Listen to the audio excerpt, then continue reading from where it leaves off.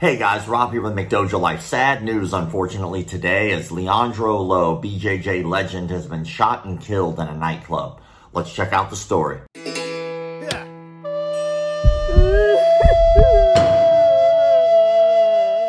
Startling news rocked the martial arts and BJJ community today.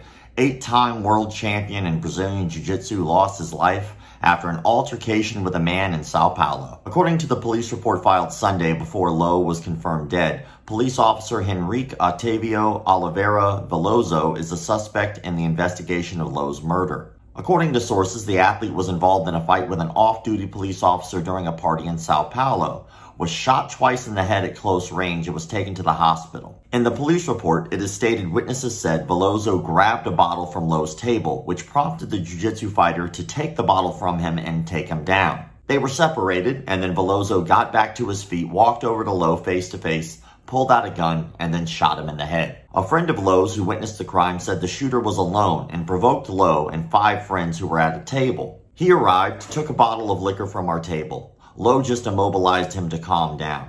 He took 4 or 5 steps and fired, said the witness, who asked not to be named. The lawyer says that after the shooting, the perpetrator kicked the victim twice on the ground and then fled. Lo was taken to the hospital but unfortunately died during transportation. Simply put, Lo was one of the most accomplished jiu-jitsu competitors ever.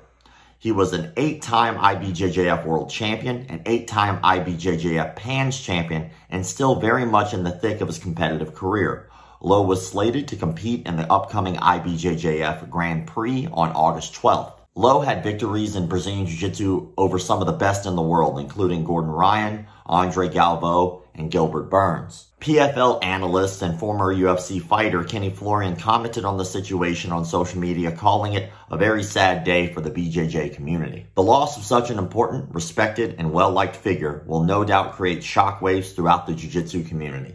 Let's unpack that. What I read to you was put together from a couple different news sources across the BJJ community, and it kind of gathered as much information as I have right now. This is an ongoing investigation, so I'm sure more will come to light that I didn't cover here yet, but this is just the information I've been able to gather up to this point. I'm sure that guy's going to be arrested if he isn't already arrested up to this point.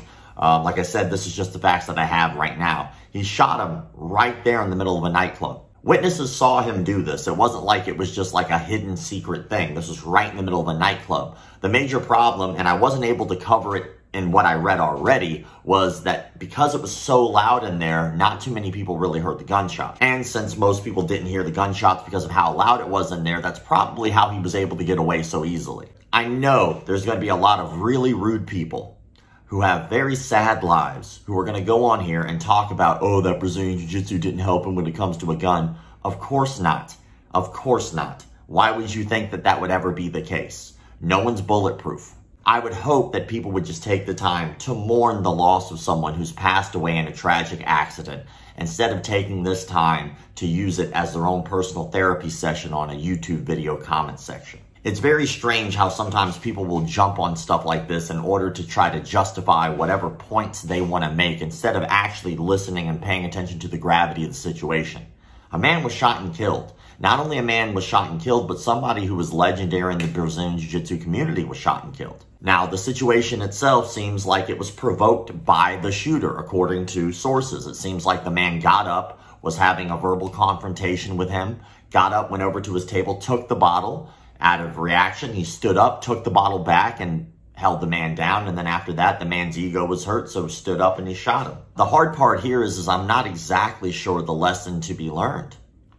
I mean, a gentleman got up who had the gun, was provoking the situation because he had the gun.